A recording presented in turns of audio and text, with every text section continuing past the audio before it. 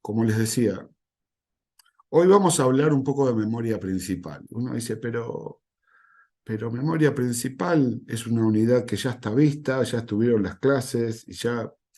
Lo que pasa es que la vamos a ver desde otro lugar y no necesariamente en nuestros encuentros vamos a ver justamente el tema que estamos viendo al mismo tiempo con las clases. Puede haber algún desfasaje, y este es uno, por ejemplo, porque digamos, son 4 los encuentros que tenemos.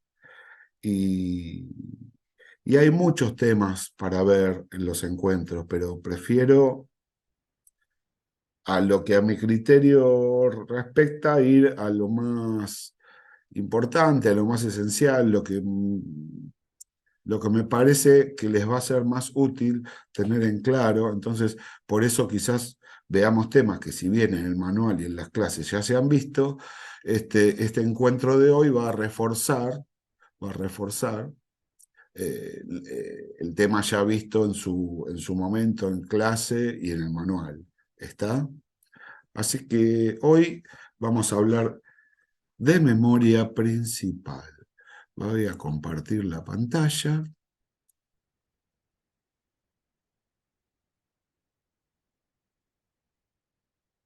Y ahí estamos. Creo que ya se ve la pantalla, ¿no?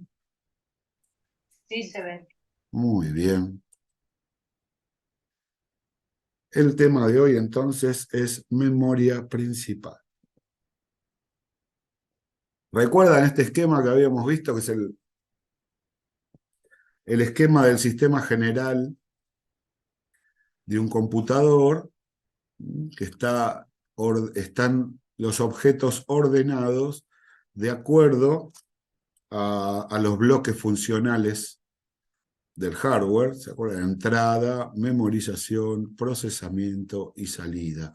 Hoy vamos a hablar del bloque de la memorización, específicamente de la memoria principal. ¿Mm? Y como habíamos visto en su momento, en el otro encuentro, ¿qué es la memoria principal? Es aquella unidad que va a almacenar en forma temporal todas las instrucciones que van a ser ejecutadas por el procesador. Cuando decimos instrucciones, decimos programas, decimos aplicaciones que va a ejecutar el procesador. Este, También se almacenan los datos, aquellos valores, aquellas expresiones con las cuales trabajamos, los datos para ser procesados, o sea, para que el procesador realice los cálculos sobre esos datos, como para que se realice el proceso de datos y de esa forma obtener información o resultados, ¿no?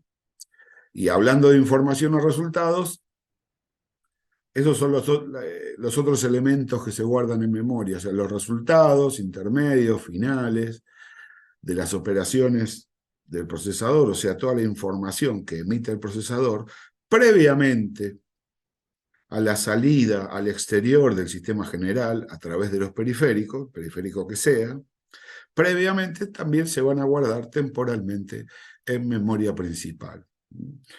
Como podemos ver, es un elemento que actúa muy estrechamente con el procesador, la memoria principal, en las cuales físicamente uno, cuando habla de memoria principal, lo primero que imagina intuitivamente es en la memoria RAM. Y está bien, porque la memoria RAM forma parte de la memoria principal, pero no debemos olvidar que la memoria principal está compuesta por la RAM y la ROM, o sea, el ROM BIOS.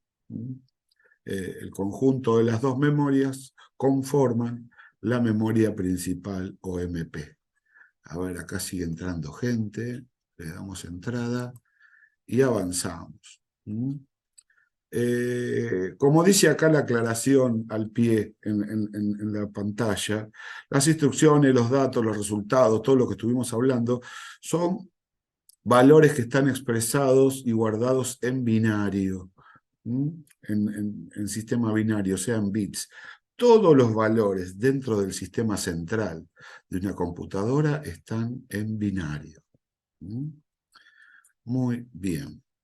Entonces, vamos a ver, ¿cómo es la organización de la memoria principal? ¿Cómo se organiza? A ver, tengo algo en el chat.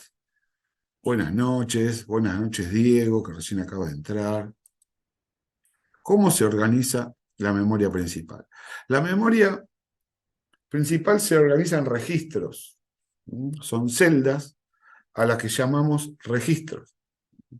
Estos registros tienen ciertas particularidades. Vamos a ver, este rectángulo pretende representar a un registro de memoria, donde en cada celda o en cada registro se guardan una serie de bits. Esos bits pueden ser, perdón, pueden ser un dato o parte de un dato, una instrucción o parte de una instrucción, o puede ser un resultado. Pues es indistinto. Ahora bien, la cantidad de bits que tiene cada registro es la misma para todos los registros de la memoria principal, que es precisamente 8 bits. O sea, 8 bits conforman un byte de información. En cada celda tenemos un byte. Si yo digo que en una memoria tengo una memoria de 8 GB, ¿de qué estoy hablando? Estamos hablando de la cantidad de bytes que tiene esa memoria en su capacidad. O sea, perdón, la cantidad de registros que hay en esa memoria.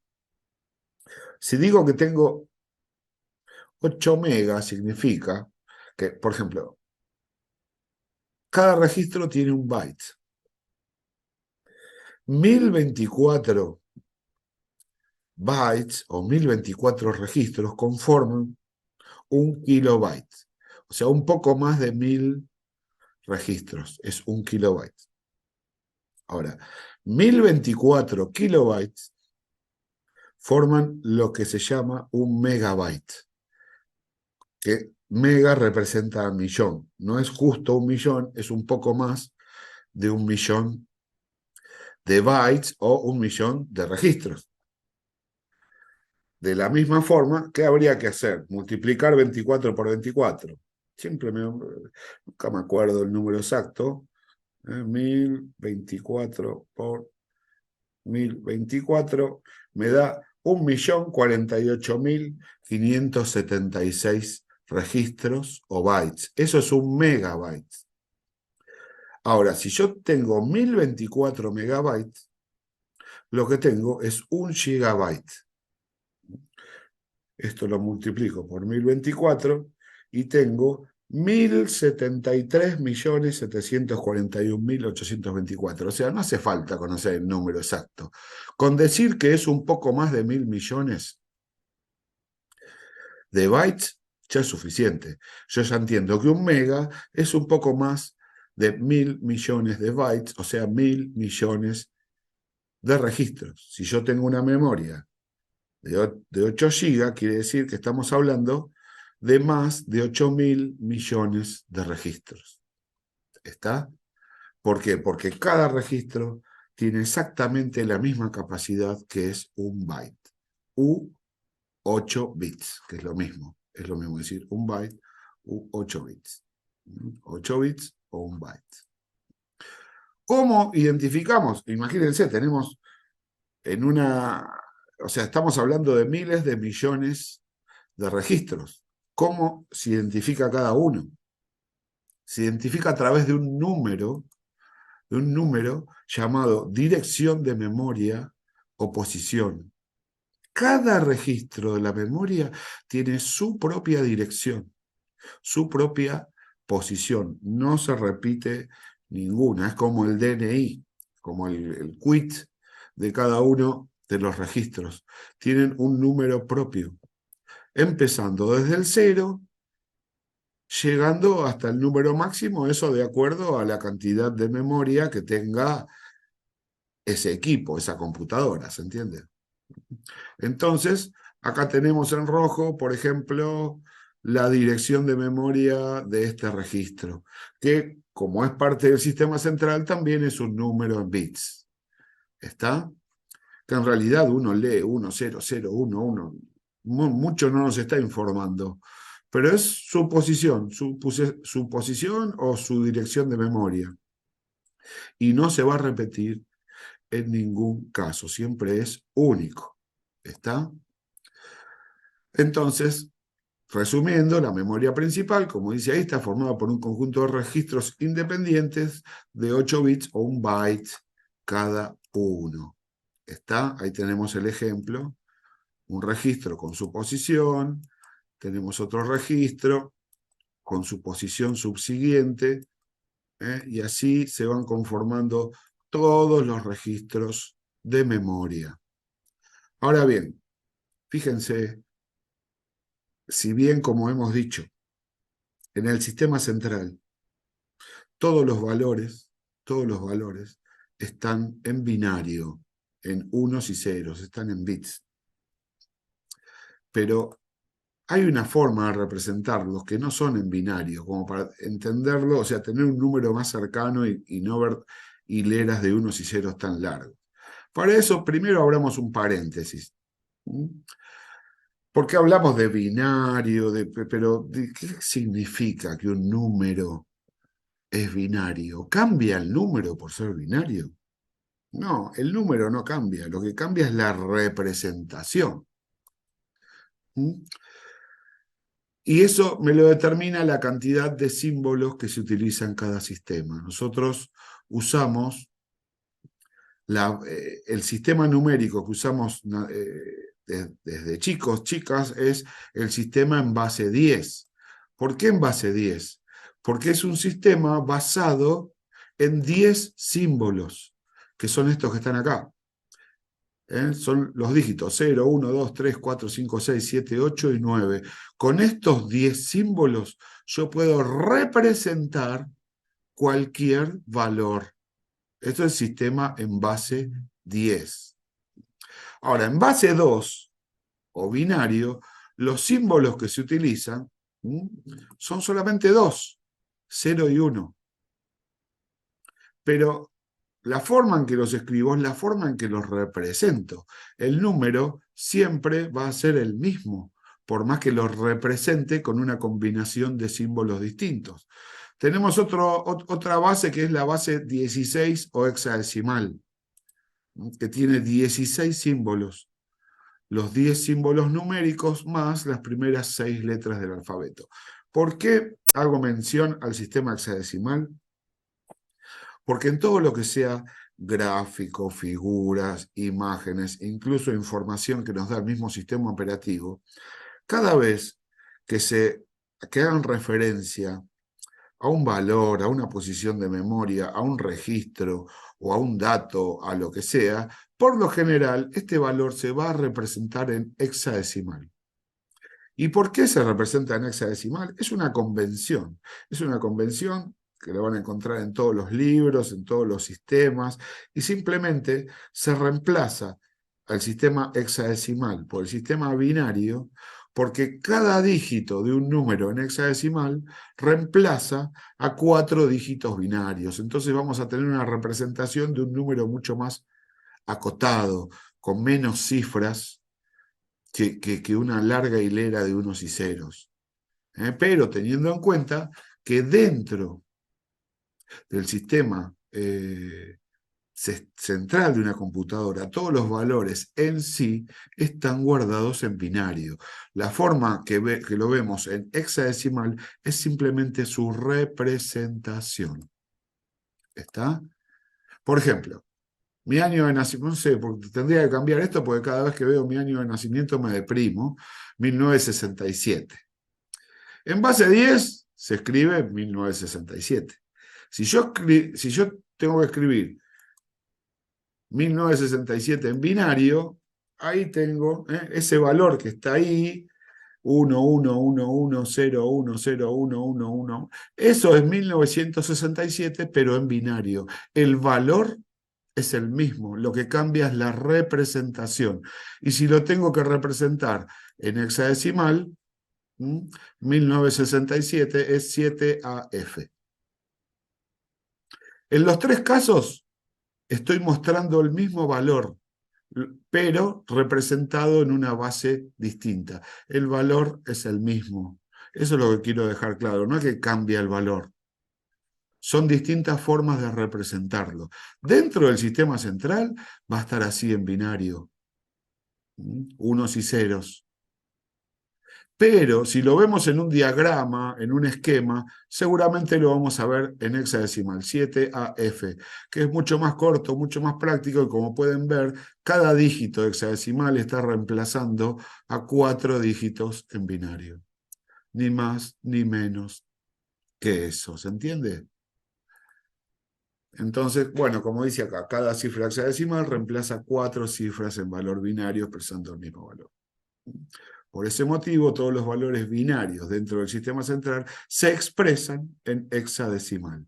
Entonces, en vez de ver un registro con estos unos y ceros y demás, y con las posiciones de memoria, con una larga fila de unos y ceros, seguramente lo que vamos a ver es este tipo de representación, que son exactamente los mismos valores que estaban antes, pero en hexadecimal.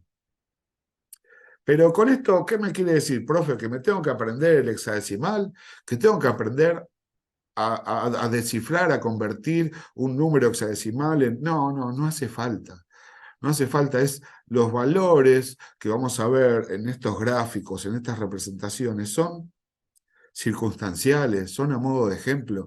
No tenemos por qué aprender a hacer el ejercicio de cambio de base, ni saber exactamente cuál es el número que se está guardando. Simplemente lo estoy presentando así para que no se encuentren con la sorpresa de decir, pero ¿qué es eso que hay ahí, 9D, 8,3? No entiendo que sea. Bueno, en realidad está representando un valor binario que es la dirección de memoria, que seguramente tiene un número con el cual lo podemos representar en base 10, que es el que usamos todo, y está el número de memoria. ¿Por qué no lo ponemos? Porque es un ejemplo. No es necesario que lo sepamos. ¿Se entiende? Lo que van a encontrar en nuestros gráficos y representaciones son ejemplos. Por eso estoy explicando de dónde salen estos valores, para que quede todo claro. ¿Está, gente? Perfecto. Muy bien. Entonces, vamos a cerrar el paréntesis y sigamos con memoria principal. Acá tenemos, escaneado de un libro, un esquema donde se ve una partecita de la memoria principal y vemos cómo es su interacción con el procesador. Primero, vamos a describir todo lo que estamos viendo acá. Acá el contenido de las celdas, como se ve en el gráfico, han decidido ponerlo directamente en binario, un conjunto de 8 bits cada uno, o de 1 byte, donde podemos ver los valores de cada celda o de cada posición. Lo que vemos al lado, este numerito terminado en H, son las posiciones de memoria. Y están en H, por lo general, muchas veces lo van a encontrar en gráficos, en esquema, una H o un subíndice con la H, que está denotando que el valor está expresado en hexadecimal. Está reemplazando cada dígito hexadecimal está reemplazando 4 bits. O sea que, digamos, estas posiciones de memoria serían una hilera de unos y ceros, de 4 por 4, de 16 cifras que conformarían la posición de memoria. Muy bien. Y ahora vamos a lo más importante. Lo que tenemos acá arriba es el procesador.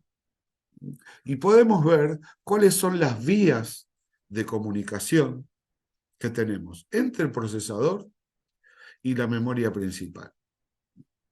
Aquí en el medio vemos una flecha de doble sentido que se llama líneas de datos, también llamado bus de datos. Es el canal por el cual todos los datos que van a ser procesados y todas las instrucciones que van a ser ejecutadas, que previamente están guardados en memoria, van a viajar a través de la línea de datos hacia el procesador. Profe, le hago una Sí, consulta. sí, Yo tengo ahí cada registro, no teníamos 8 bits de información y al tener el sistema hexadecimal, usted me está diciendo de que cada, o sea, 4 cifras del sistema binario es un dígito.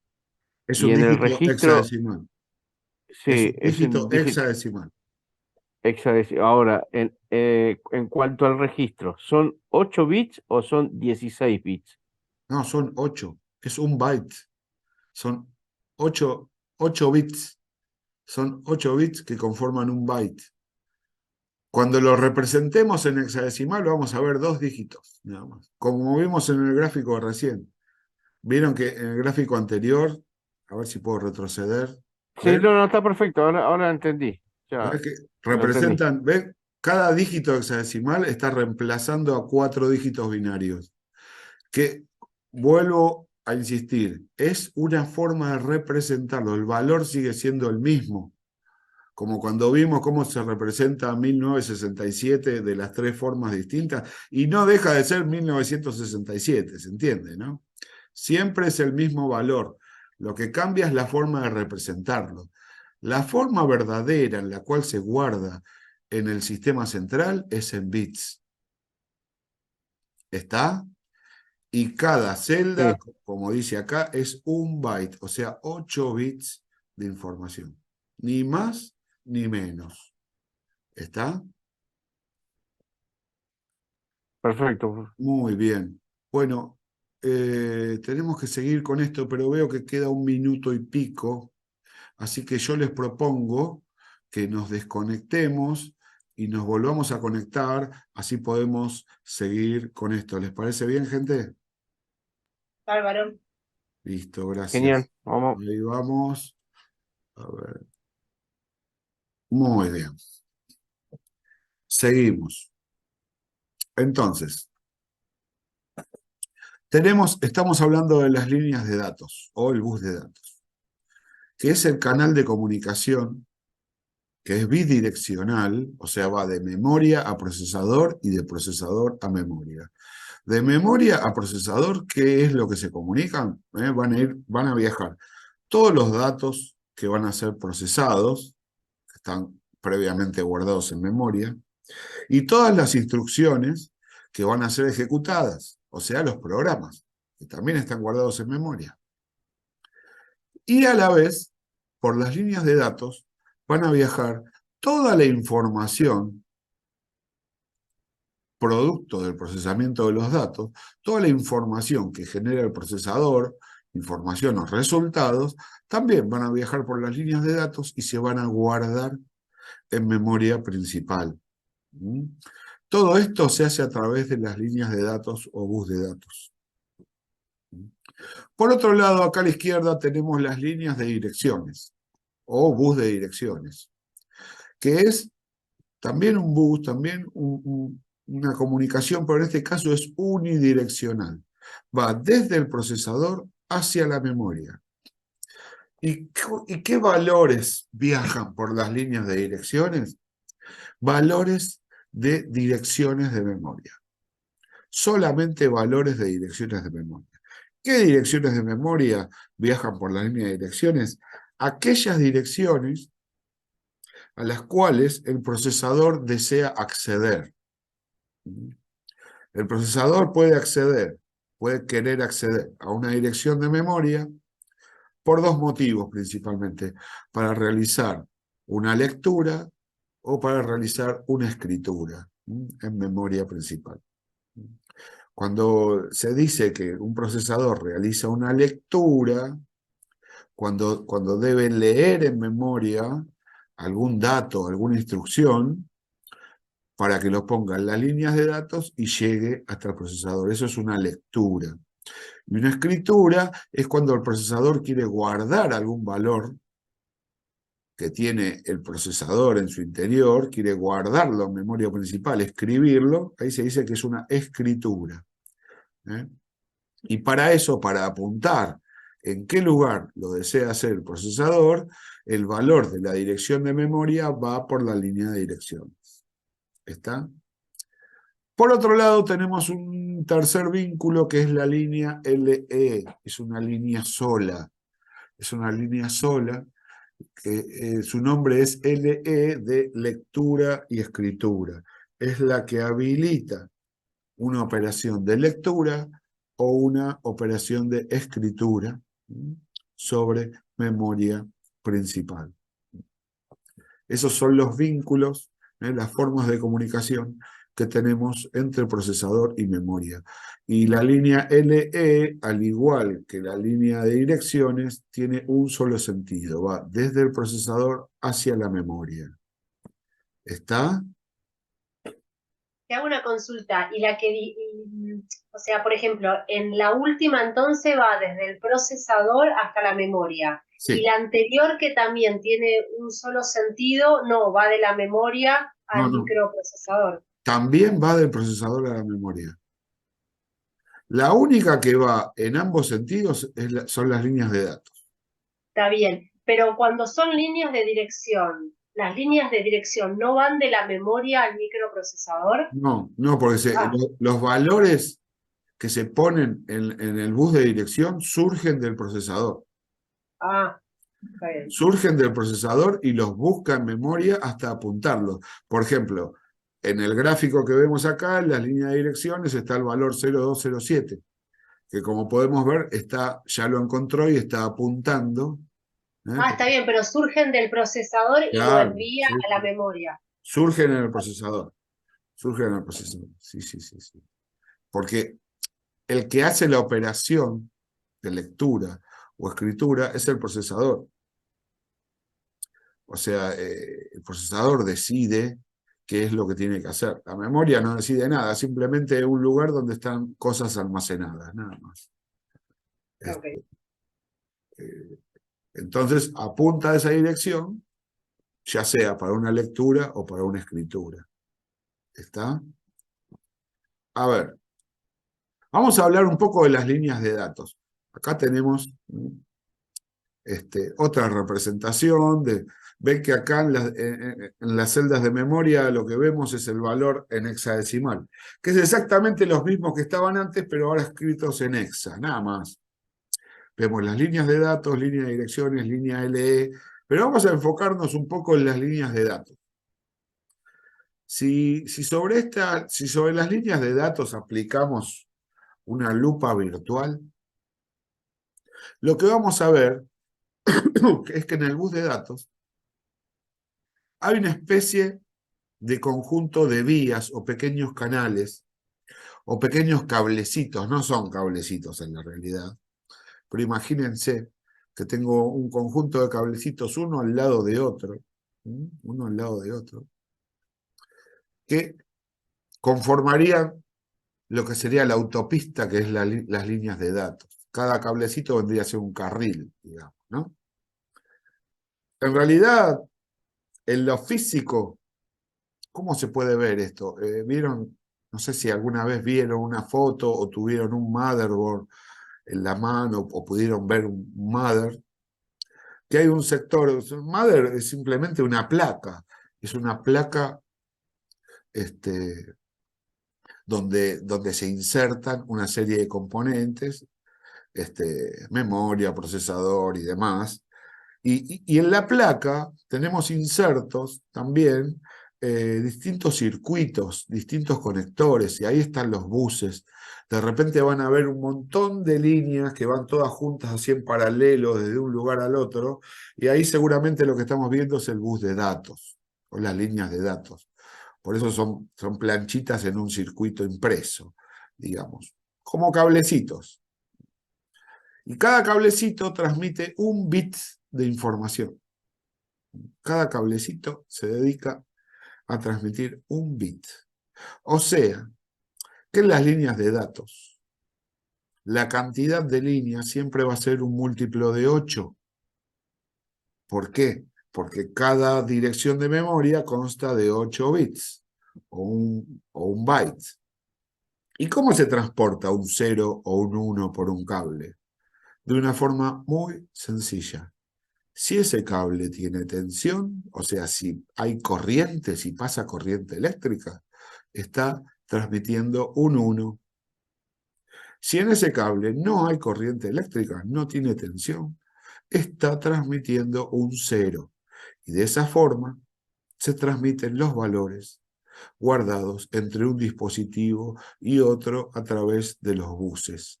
Cada línea de los buses se encarga de transmitir un bit.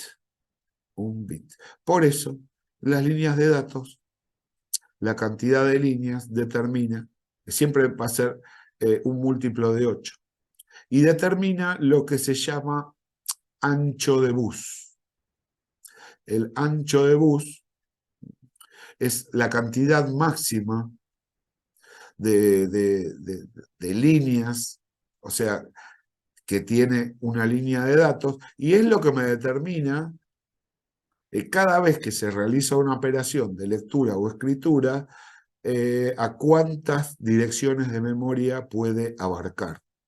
Porque no solamente abarca la dirección de memoria a la que está apuntando, también incluye a las subsiguientes, de acuerdo a la cantidad de líneas de datos. Siempre es a la dirección que se apunta más las direcciones consecutivas. Podemos tener un bus de datos de 16 bits, de 32 bits, de 64 bits.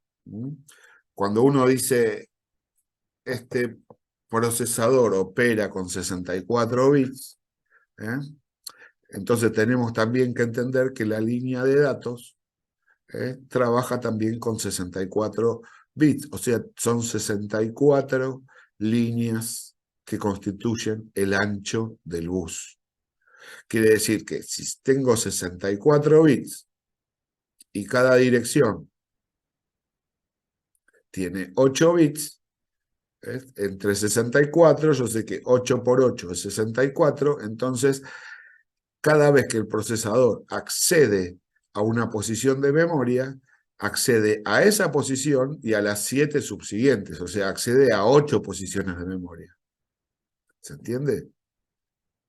Por eso también también se puede expresar en bytes, y ahí el concepto es el concepto de word, se le dice el word de memoria. El ancho de bus, cuando uno dice ancho de bus, piensa en bits, 64, 32, 16. Ahora, cuando uno habla en word, habla en bytes, 1, 2, 4, 8 bytes, que son, son dos formas de decir lo mismo. Decir un ancho de bus de 64 bits es lo mismo que decir tengo un Word de 8 bytes. ¿Se entiende eso? Es la cantidad máxima de posiciones que se pueden hacer en una sola transmisión. En una sola transmisión, ya sea de lectura o de escritura. ¿Está? ¿Se entiende eso? Perfecto. Es muy importante el bus de datos en una computadora. Sí, a medida que más bus de datos tengo, más información puedo procesar.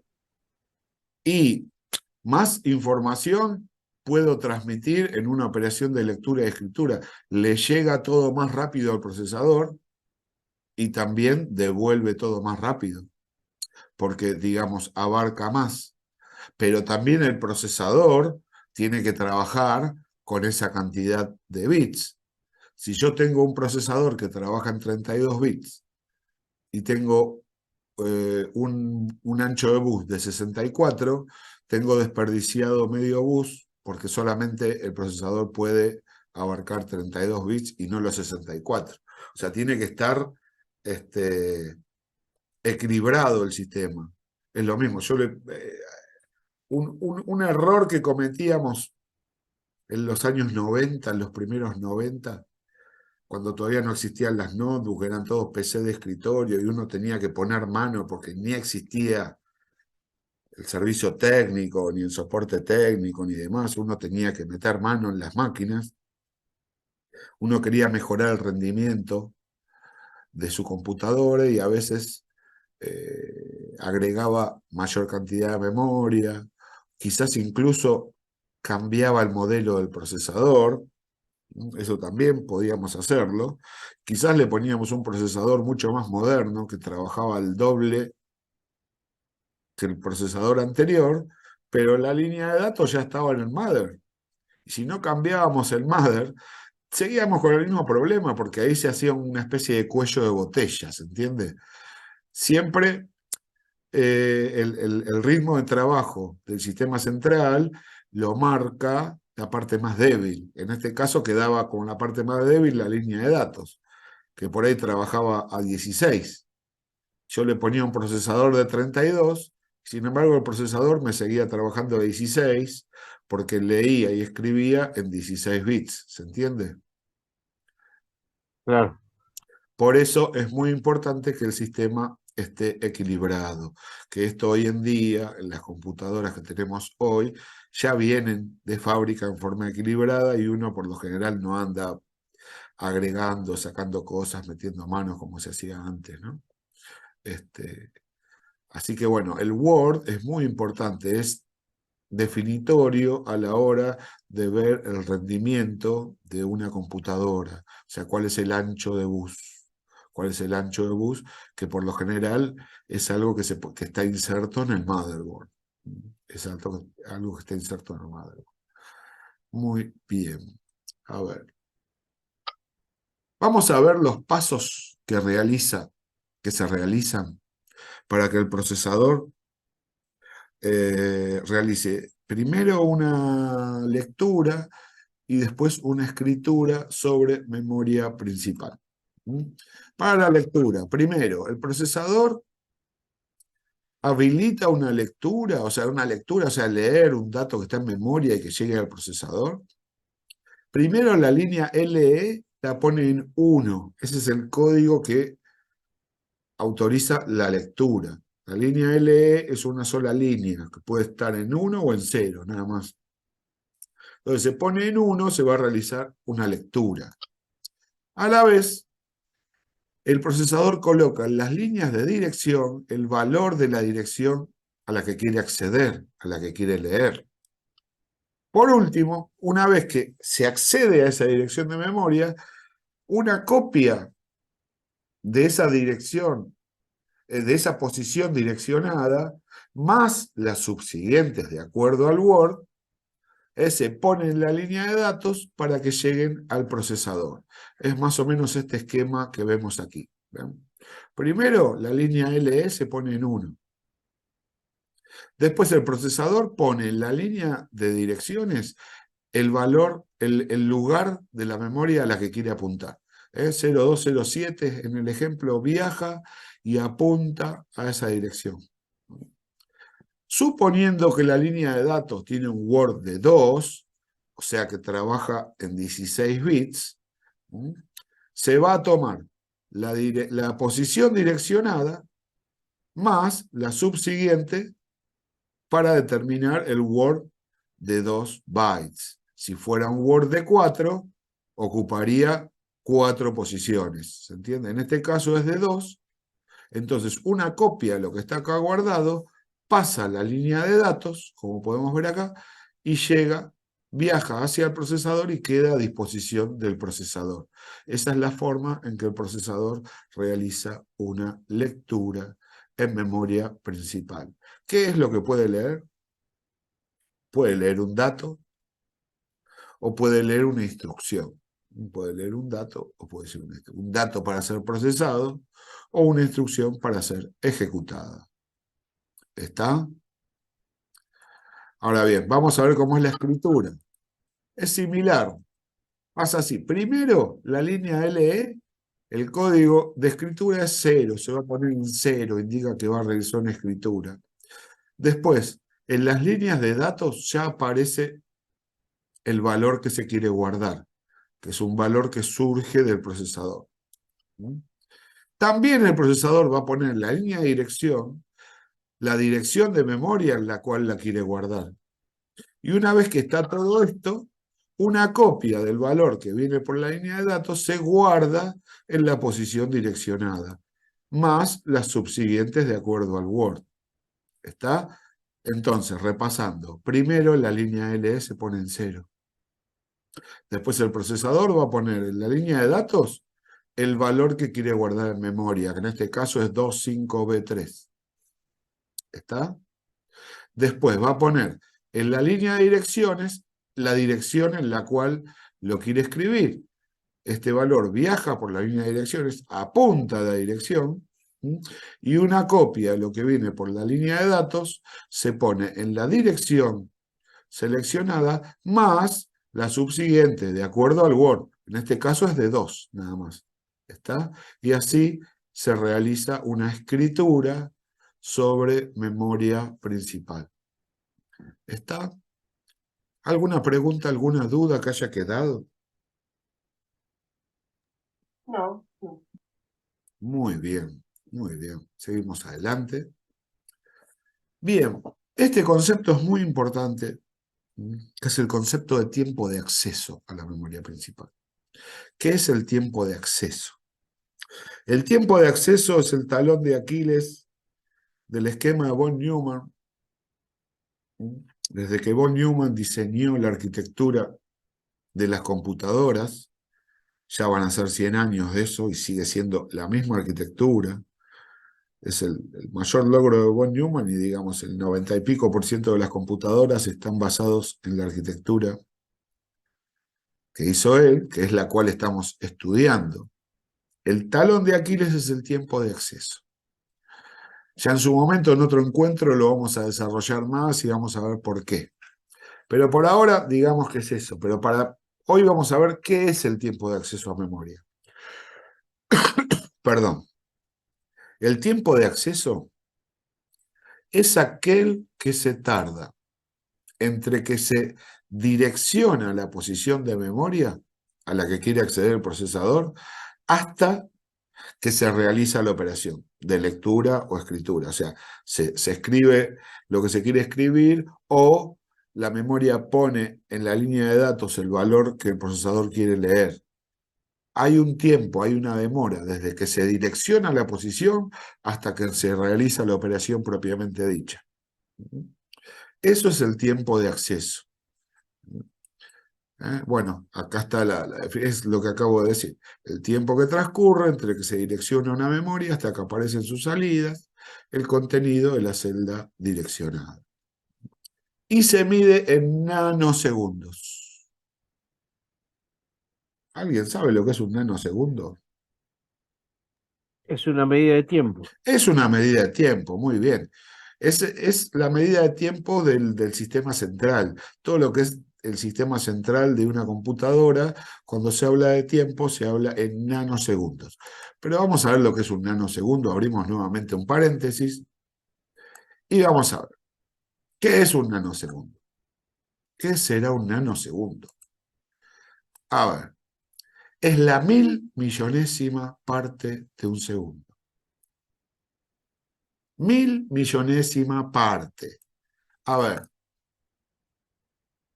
si dividimos un segundo en 1000 partes, en 1000, cada parte es un milisegundo. ¿Me siguen, no? Un segundo lo divido en 1000, cada partecita es un milisegundo. 1000 milisegundos son un segundo. Si yo divido un milisegundo en 1000 partes, cada parte es un microsegundo. O una millonésima parte de un segundo. Micro es una millonésima, o sea que un segundo está conformado por 1.000.000 de microsegundos.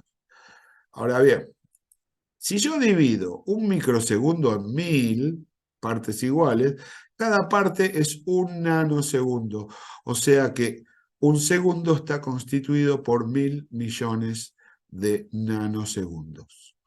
¿Está? ¿Se entiende cómo llegamos al nanosegundo? Una 1000 millonésima parte de un segundo. Bien. Aclarado esto, continuamos. Entonces, cuando hablamos de tiempo de acceso, es la cantidad de nanosegundos que demora desde que se apunta a una dirección hasta que aparecen los resultados. Y dependiendo del fabricante, acá estamos hablando de memoria RAM, dependiendo del fabricante, del modelo y demás, a medida que van pasando los años, los tiempos se van haciendo más chicos. En una época eran 70 nanosegundos, 50, 40, 30. Y ahora estamos en el orden de los 15, los 12.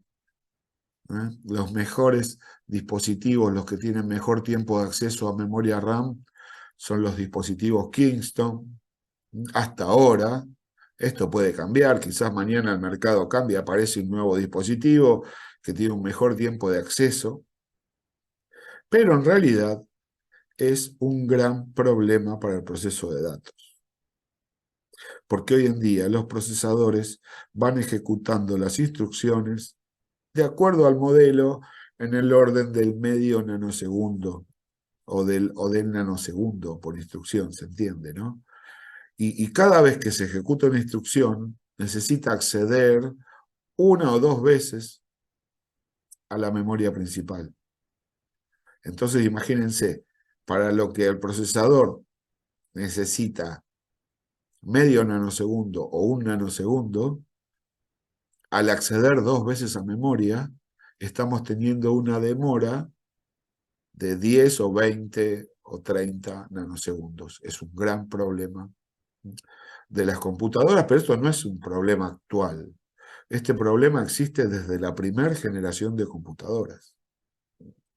Spoiler alert, esto se arregla con la memoria caché, pero es un tema para otro encuentro. Ya se los adelanté, ya les contesté el final, el tipo no puede, tiene que decírselo. Bueno, disculpen, ya saben, es la memoria caché. Pero bueno, es como decir que es Jack el forastero, el asesino, más o menos, pero bueno, ya está. Sigamos porque tenemos más cosas para ver. Entonces vimos, memoria principal, RAM más ROM. Diferencias y similitudes entre RAM y ROM.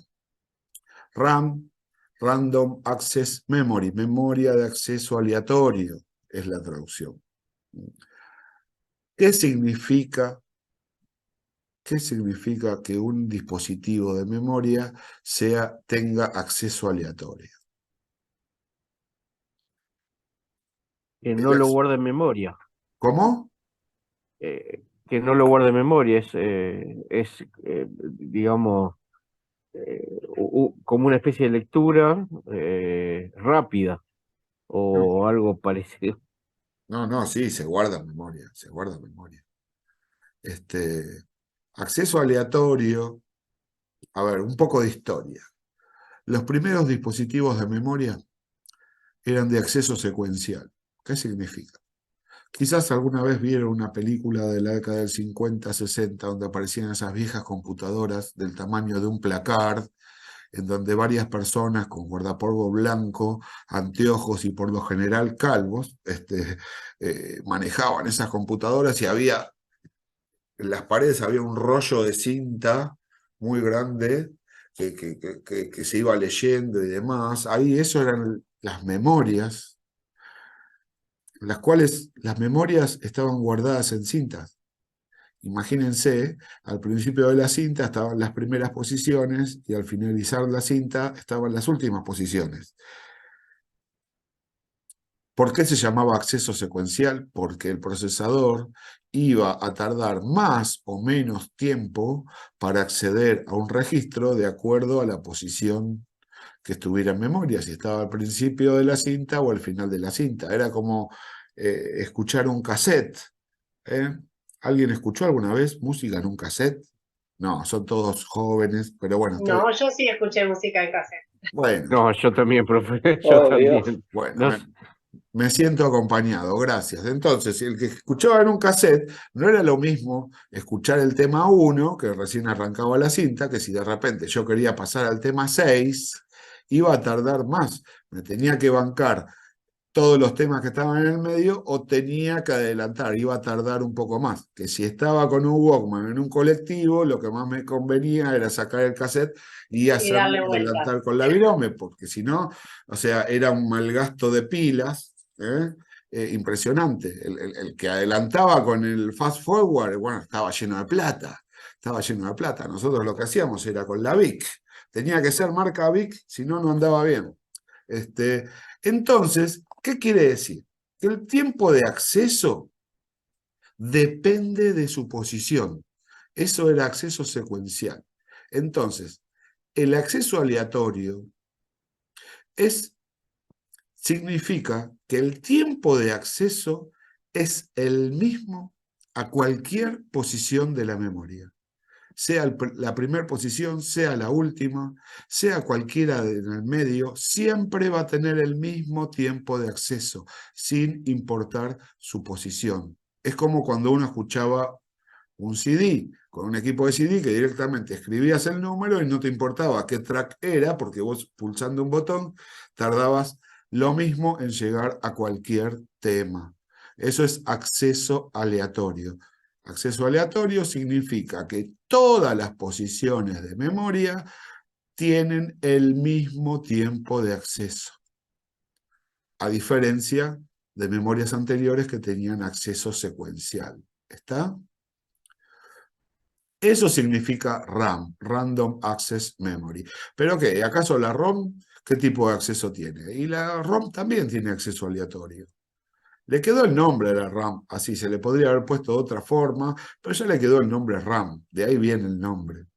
De hecho, la ROM se llama Read Only Memory, memoria de solo lectura, que hoy en día los dispositivos ROM ya no son tan así, de solo lectura.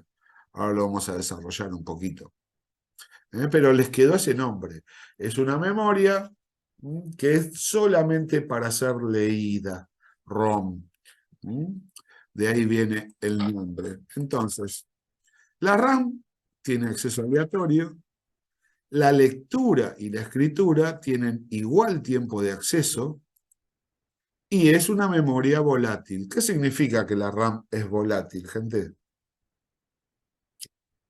Que cuando se cierra el programa ya se borra de la memoria RAM. Claro. Y de hecho, se apaga la compu y se borró toda la memoria RAM. Se quedó en cero. En cambio, la ROM, a ver, vamos a ver. La ROM tiene acceso aleatorio tal cual la memoria RAM, o sea, tiene el mismo tiempo de acceso a cualquier posición. Pero, la lectura y la escritura difieren. La lectura es rápida y la escritura es muy lenta. Esa es una característica de todos los dispositivos ROM. Pero, profe, usted dijo que solamente ROM era de solo lectura. Solo lectura es una forma de decir, le quedó el nombre así, pero es más un símbolo que otra cosa, porque se escribe en la memoria ROM. Hasta las ROM totalmente puras, al menos una vez fueron escritas. O sea, eso que está guardado en una ROM no nace por generación espontánea. En algún momento se tuvo que escribir, o sea, al menos se escribió una vez. El proceso de escritura en una ROM es mucho más lento que el proceso de lectura. Difiere el tiempo de acceso en cuanto a lectura y escritura. No en cuanto a la posición. En cuanto a la posición, es acceso aleatorio tal cual la RAM. ¿Está? Y por otro lado, la ROM es no volátil. Significa que por más que se corte el suministro eléctrico, que se apague el sistema o el equipo, el contenido de la ROM sigue estando allí. ¿Está? Las pequeñas diferencias entre las RAM y las ROM. Memoria ROM. ¿Qué tenemos en la memoria ROM que es parte de la memoria principal? Por empezar, lo que hace la memoria ROM es verifica el correcto funcionamiento de la computadora. tanto el hardware como su configuración. Cuando nosotros encendemos un equipo, se activa un programa. El primer programa que se activa cuando encendemos la computadora es el BIOS. El BIOS, que es, digamos, es una sigla BIOS, Basic Input Output System, sistema básico de entrada-salida. Es el primer programa que corre que está guardado en la ROM, que es, primero lo que hace es ver toda la configuración de hardware, si está todo bien, si hay algún problema, que es los viejos equipos de escritorio, la respuesta a esa verificación era un beep que escuchábamos. Encendíamos un equipo de escritorio y escuchábamos un beep. Eso significa que está todo bien. Hay otros códigos que pueden ser 2 bip rápido, 2 cortos y 1 largo, demás, que eso denota alguna falla de hardware en algún lugar del sistema. ¿Está? Eso viene todo del BIOS de la ROM. Después, una vez que chequeó el funcionamiento de hardware, lo que hace es cargar el sistema operativo en la máquina. Hace que en la memoria RAM, de la memoria principal, se guarden los archivos de sistema, los archivos de sistema operativo, para que se empiece a ejecutar el sistema operativo, lo que se conoce como bootear. Todo eso lo lleva a cabo el BIOS, que está en la ROM. Y además, en la ROM tenemos algunos archivos donde se almacenan programitas que se van a usar para la transferencia de datos, para todo lo que es manejo y flujo de información entre periféricos, memoria y demás, que son auxiliares al sistema operativo. Y además ciertas tablas de componentes y demás. Es todo lo que tenemos en la ROM. Por eso es muy importante que toda esta información quede siempre en la computadora, especialmente el BIOS, que es quien se encarga de encender la computadora. Muy bien. Y acá tenemos una tablita de distintas memorias Random Access, que representan lo que es la memoria principal, ¿no? Tenemos 3 clases. Tenemos el universo de las RAM, que son memorias de lectura y escritura, donde tenemos la DRAM, la SRAM, la VRAM. La reescritura, las características es que tienen el mismo tiempo de acceso tanto en lectura como en escritura, son volátiles. En la memoria principal son componentes de RAM. La D es de dinámico, la S de estático. SRAM es RAM estática, DRAM es RAM dinámica. La RAM dinámica es la que conforma, la que es parte de la memoria principal. Porque está compuesta por capacitores, ¿no? La SRAM es una memoria que está compuesta por transistores y tiene un tiempo de acceso muchísimo menor, pero también es muchísimo más cara y tiene mucho más volumen y emite mucho calor. Por eso, el dispositivo de memoria principal está hecho con DRAM, o sea, RAM dinámica. Por ejemplo, ¿cuál es SRAM? Es la memoria caché, es SRAM, de la cual ampliaremos en su momento. Por otro lado, también tenemos la VRAM, que es la video RAM, que es la memoria RAM que suele estar en las placas de video, que de ese tema también hablaremos en algún momento cuando hablemos de los ports de cada uno de los periféricos. Ahí tenemos distintos tipos de RAM, memorias de lectura y escritura. Y por otro lado tenemos el universo de la ROM, que están divididos en 2 partes. La ROM propiamente dicha, que son las que tenemos acá abajo, memorias para ser solo leídas, que son las ROM y las PROM. Una vez que la memoria se escribió, no se puede reescribir. Quedan inalterables.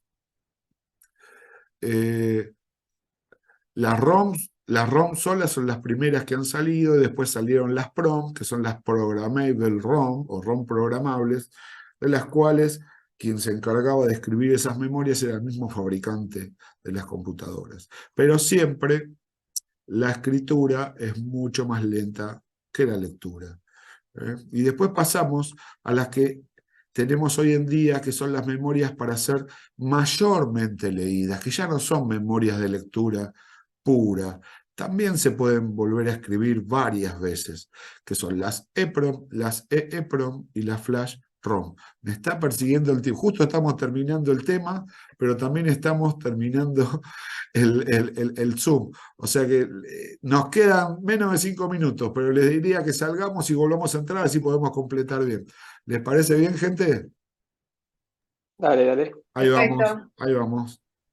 Entonces, para terminar, vamos a ver esta clase que está acá en el medio, que son las RMM, que son un desprendimiento de las ROM. Ya no se les puede decir más ROM propiamente dicha, porque son memorias que pueden ser reescritas todas las veces que uno lo necesita prácticamente, que son las EPROM, que fue una evolución de las ROM, en las cuales se podían borrar totalmente y volver a escribir las veces que sea necesario, pero eran bastante incómodas, tenían bastante dificultades, para llegar después las EEPROM. De hecho, las ROM que hoy tenemos en nuestras computadoras son del tipo EEPROM, Electronic Erasable Programmable ROM. ROM programable, borrable electrónicamente. Hoy tenemos ese tipo de dispositivos ROM, que ya se actualizan todas las veces que sea necesaria. Y la categoría es RMM, Read Mostly Memory, o sea, memorias para ser mayormente leídas. Porque el 99% de las veces que opera esa memoria es para ser leída, como toda ROM. Pero cuando es necesario, se puede volver a escribir. De hecho, hoy, si uno tiene una notebook, por ejemplo, o una PC de escritorio, hay un software que depende de cómo uno lo configure, que es un software del fabricante de la computadora, que hace que cada vez que haya una actualización de la ROM, se haga una actualización automática, que hoy para el usuario, la usuaria es algo invisible, ni nos damos cuenta, o lo podemos configurar como para que cada vez que se haga una actualización nos aparezca un aviso o incluso que nos pida una autorización para que se actualice. Mi consejo es que cada vez que venga una actualización en la ROM, le demos el OK. Yo ya directamente lo tengo en forma automática porque, digamos, lo hace el mismo. Esto no depende del sistema operativo, depende del fabricante de la computadora. ¿Está? Cuando hay una actualización ROM, se actualiza y de esta forma tenemos siempre la mejor ROM vigente. Son del universo RMM. Y la que tenemos por último dentro del RMM son las Flash ROM, que la Flash ROM es una tecnología que hoy tenemos hoy en día, por ejemplo, las tarjetas SD, los pendrive y demás, son dispositivos Flash. Son dispositivos Flash, que son memorias que también se pueden escribir y leer todas las veces que uno lo necesite. Se usa mucho para tarjeta de memoria en los celulares, en las cámaras fotográficas, las filmadoras, o incluso como dispositivos de almacenamiento como los pendrive. Son dispositivos ROM. Y como todos los ROM, difieren el tiempo de lectura y de escritura. Hoy en día, las memorias flash ROM van achicando cada vez más la diferencia de tiempo de lectura y escritura, pero esa diferencia va a existir siempre. Si de repente un día compran un pendrive o una tarjeta SD, van a ver la ficha técnica que va a tener un cierto tiempo de lectura y un cierto tiempo de escritura, en el cual la escritura es más lenta. Hoy casi no nos damos cuenta. Hoy cuando enchufamos un pendrive y guardamos un archivo y después lo tenemos que leer, ni nos damos cuenta de la diferencia de tiempo que hay entre una y otra. Pero si quieren hacer el experimento, lo pueden comprobar. Agarran un archivo que está guardado en el rígido, lo guardan lo guardan en un pendrive, se fijan el tiempo que tardó en hacerse esa escritura y después hacen la operación exactamente al revés y van a ver que la lectura es más rápida que la escritura, aunque a los efectos de hoy en día ni nos damos cuenta. Yo creo que si no lo sabían y hoy les estoy diciendo eso, me van a decir que ni se habían dado cuenta que hay una diferencia de tiempo entre lectura y escritura en un pendrive. O sea, es algo totalmente, o sea, que no, es invisible para nosotros, no es importante. Muy distinto de los primeros dispositivos ROM, donde la diferencia de tiempo entre lectura y escritura era muchísimo más considerable. ¿Está? Y con eso hemos hecho un esquema de ver en general las más importantes memorias random access que forman parte de la memoria principal y demás. Y con esto cerramos el tema de memoria. ¿Está? ¿Alguien tiene alguna consulta, algún comentario para hacer antes de cerrar el encuentro de hoy? No, yo por mi parte me quedó todo súper más claro de lo que más o menos ya me había quedado memoria RAM por el trabajo práctico que me súper sirvió, así que súper bien.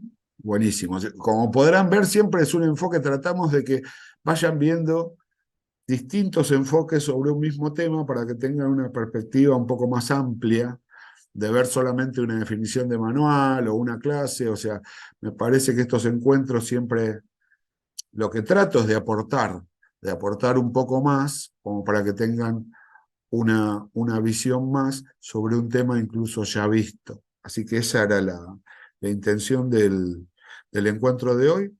Y bueno, ya saben que este encuentro van a encontrar en la plataforma, en el mosaico de encuentros virtuales, van a encontrar el enlace para poder acceder y descargarse el video y poder verlo todas las veces que lo necesiten. También lo pueden ver en mi canal de YouTube. Si se dan una vuelta por ahí, se pueden suscribir, activar la campanita y darle like. No, bueno, esos chistes, si quieren lo hacen, no hace falta. No, sí, también, ¿por qué no? No hace falta, no hace falta. Porque Ayudamos, profe, ayudamos para la causa, ya estoy ayudamos. por llegar a la placa. Estoy por llegar a la placa de los Ay, 300. re bien, por eso, entonces hay No, que hacerlo. no, pero Claro, me estoy cargando a mí mismo. Estoy por llegar a la placa de los 300 suscriptores. O sea, Ah, bueno. tengo 298 tengo. O sea que nada. Pero bueno, está bueno porque lo dejo en YouTube porque pasa que muchos lo usan para estudiar cuando llega al final y todo eso, que queden ahí, está bueno. O incluso lo ven gente que está estudiando esto mismo en otros lugares y yo veo por comentarios que me llegan y demás, así que lo dejo en YouTube e incluso pueden ver encuentros de otros años. Cuando la materia era anual, por ejemplo, el año de la pandemia, que era todo un lío, o sea, tuvimos que aumentar la cantidad de clases virtuales, y yo debo haber dado en un año más de 13. Entonces tuvimos mucho más tiempo para desarrollar más temas. Ahora me tengo que acotar, tengo que elegir el tema que vamos a ver en los encuentros, porque tenemos solamente 4 encuentros en un cuatrimestre. Pero bueno, todo el resto quedó ahí. Está a disposición de quien lo quiera ver. Lo dejo como, qué sé yo creo que les puede llegar a servir, porque la explicación más o menos es siempre la misma. Siempre voy haciendo algún retoque en los PowerPoint, siempre le voy mejorando algo, pero bueno, básicamente la estructura de una computadora no cambia desde hace casi 100 años, así que bueno, es eso. Bueno, gente, si Bueno, muchas no tienen más gracias. preguntas, yo les agradezco a ustedes el aguante, el haber compartido. Es un curso de Gracias. 120 y estoy con 4 alumnos. Somos 5, ahí está, 4, claro. Así que bueno, gracias por acompañarme y los espero en el próximo encuentro Próximo. a la misma Ah, batihora y por el mismo Vaticanal. Chau, Perfecto. ahora, Buenas noches, chau, chao, chau. chao. gracias.